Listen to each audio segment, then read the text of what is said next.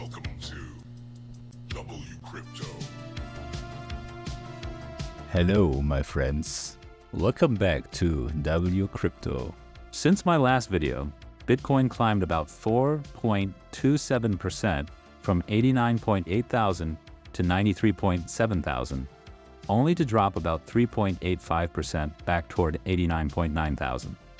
It is now sitting near 91.6 thousand, but from a structural perspective, the outlook for the bulls remains weak.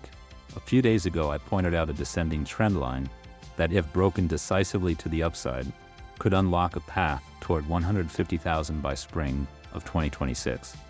Instead of approaching that level, price continues drifting farther away. The broader issue is that Bitcoin is currently behaving like a high-risk Wall Street asset. The Russell 2000 has fallen roughly 9% since the 26th of October, which is a major decline for an index of that scale, while the SPX has dropped about 5% in the same period. As long as macro conditions remain unfavorable, Bitcoin is closely mirroring these traditional markets, something we have not seen in previous cycles. This time genuinely feels different. Volatility appears suppressed, the asset seems controlled, and Bitcoin is tracking the business cycle far more closely than before. If that continues, 2026 becomes the window in which stronger performance becomes more likely. The upside of this muted structure is that without a parabolic top, the probability of an 80% drawdown also decreases. Within the broader downtrend, an even sharper descending trend line has been capping price since the 11th. If you're looking for early bullish signs, the first step is a breakout through this steeper trend line, followed by a break above the larger trend line, originating from the 6th of October. Over the last 48 hours, we also saw the classic signal of the 50-day moving average crossing below the 200-day moving average, a well-known pattern that often reflects ongoing weakness in momentum. There is, however, a constructive angle.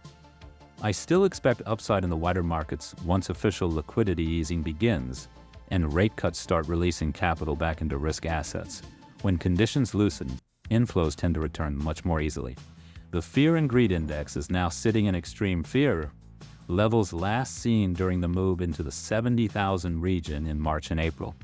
The old saying about being bold when others are fearful tends to hold weight because the market rarely stays in one emotional zone for too long. Looking at the Bitcoin spot ETF flows, BlackRock recorded an outflow of roughly $523 million yesterday, their largest outflow since launch, even though two other issuers added around 10.8 million and 139.6 million. The day still ended with a total net outflow of about 372.8 million. I will continue updating you daily.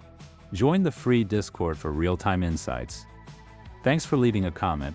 It really supports the channel. Click the like button if you found value in this video. Subscribe and turn on the notification bell to stay updated. And see you in the next one.